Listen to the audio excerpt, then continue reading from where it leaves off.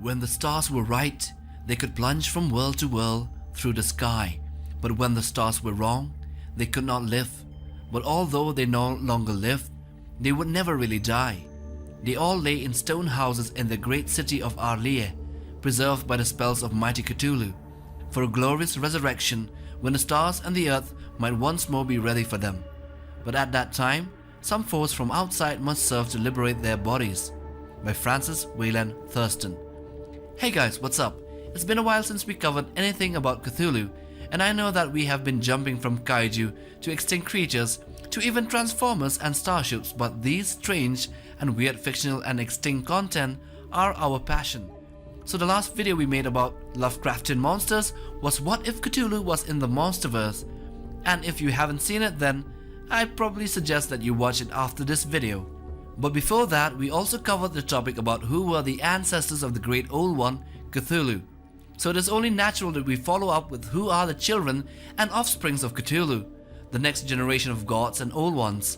But before you continue with the video, do like, share and subscribe for more of these, and there are as many as 80 other videos in our channel, so check that out. Oh yeah, smash that notification bell for regular updates. Anyway, here are the children of Cthulhu, the offsprings and spawns, but let's explain a bit about Cthulhu before going to the list. Cthulhu is a great old one of great power that lies in a death-like slumber beneath the Pacific Ocean in a sunken city of Arlia. According to Lovecraft, humans can never fully understand Cthulhu because his very existence is beyond mortal comprehension. Lovecraft's universe contains many creatures that are equally incomprehensible. Cthulhu came from the stars and millions of years ago waged war with the elder things and the elder gods, but for some mysterious reason decided to take a death-like nap under the ocean. Cthulhu has had quite a few offsprings back in his day. And here are the ones known to us. Number 1. The Leviathan.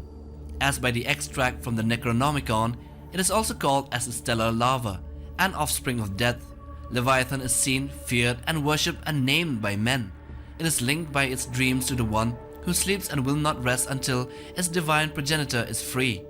There is no greater predator on earth, and yet the being that feeds on huge creatures will never directly attack men. Okay, so the Leviathan is the name given by some Inuit cultists to a child of Cthulhu, but it is not clear if it is the one of the name sons, although it also seems that likely that Leviathan is identical to Behemoth. Number 2. Nctohlu. One of the twin daughters of Cthulhu, and along with Nctosa, they are called the twin daughters and spawn of Cthulhu. They are currently imprisoned in the Great Red Spot on the planet Jupiter. They both appear as huge, shell-endowed beings with 8 segmented limbs and 6 long arms ending with claws, vaguely resembling their half-sister Cassilda. The sisters barely had any contact with their stepsister Cassilda, but it can be assumed that they are on good terms. Nctohlu bears many striking similarities to her sister. However, like her, she also inherited her father's shape-shifting abilities, but it is limited to forms not unlike those that are familiar upon Earth. She is capable of taking various aquatic shapes and forms since she is a lesser old one, but even though she is a lesser old one, her powers and abilities are so powerful that humans cannot comprehend the limits of what she can do. Number 3. Nctosa. Nctosa is another one of the twin spawn of Cthulhu, whom was born from the union of the slumbering god and his sister turned maid Ythogtha. Nctosa inherited her father's ability to shape-shift. However, due to her being a lesser old one, her shape-shifting abilities pale in comparison to those of greater old ones. These transformations include various appearances of aquatic marine life, albeit in rather horrendous shapes and forms. While Nctosa is able to assume any form, her true form consists of her being a huge shell-endowed being with 8 segmented limbs and 6 long arms ending with claws. This form is also attributed to her twin sister Nctohlu. Nctohlu and Nctosa are currently imprisoned in the Great Red Spot upon the planet Jupiter for reasons unknown.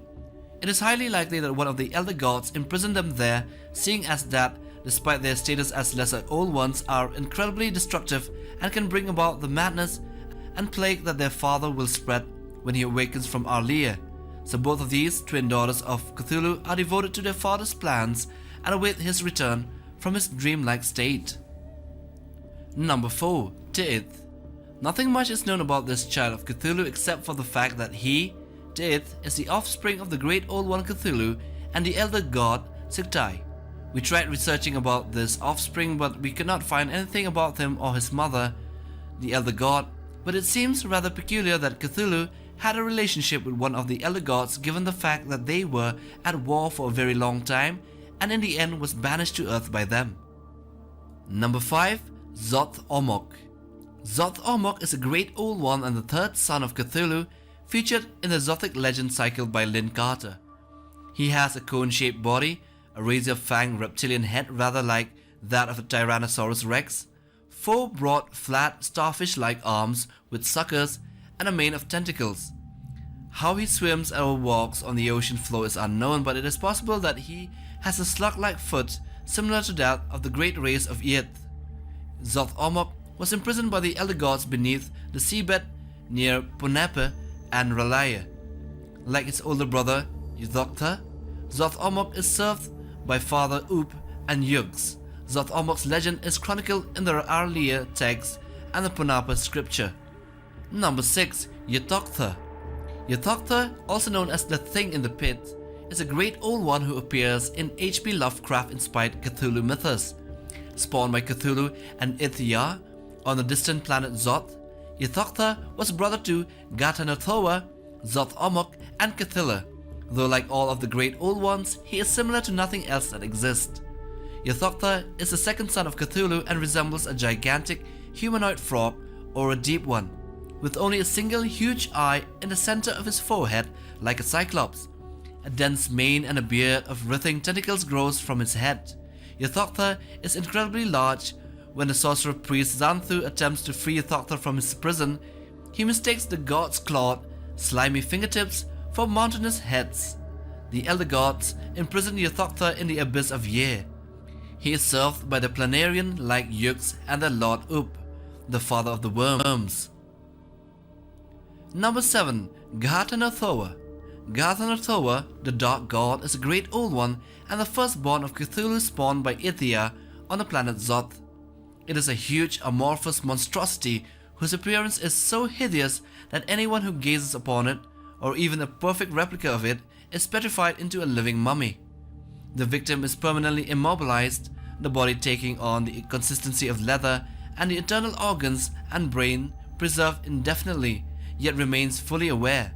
Only the destruction of the subject's brain or the application of a magic scroll can free it from its hellish prison, though the unfortunate is likely to be incurably insane long before the welcome release.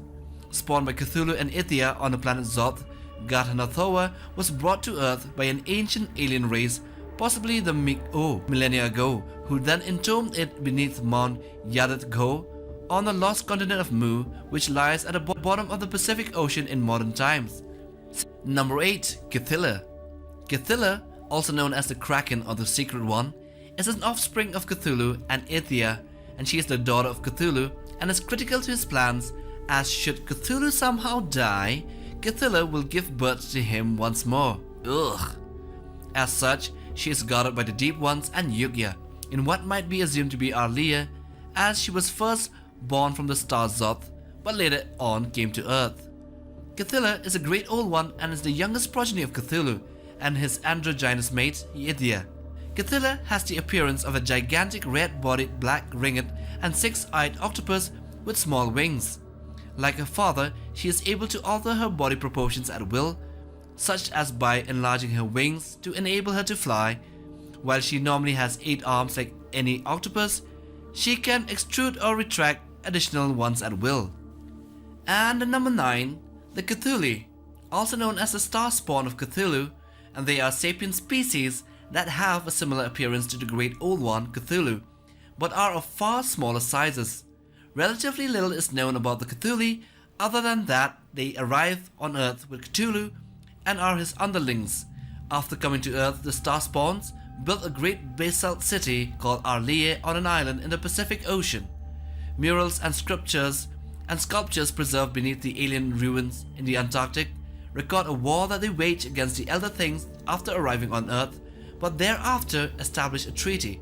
This treaty gave the Cthulhu dominion over most of Earth's land masses, while the elder things would largely retreat to the seas, although they still occupied settlements like those found in Antarctica. Initially described as a land race of beings shaped like octopi and probably corresponding to the fabulous pre-human spawn of Cthulhu, the Star-Spawn are also described as being composed of matter more widely different than that which is native to our universe. And with that, we now come to the end of the list of Offsprings of Cthulhu, which we included both his children and his spawns. So now, along with the video about the ancestors with Cthulhu, we have the complete family tree of Cthulhu. But we still have more to cover about Lovecraftian monsters, so do like, share and subscribe for more related videos like these, and smash the notification bell for regular updates.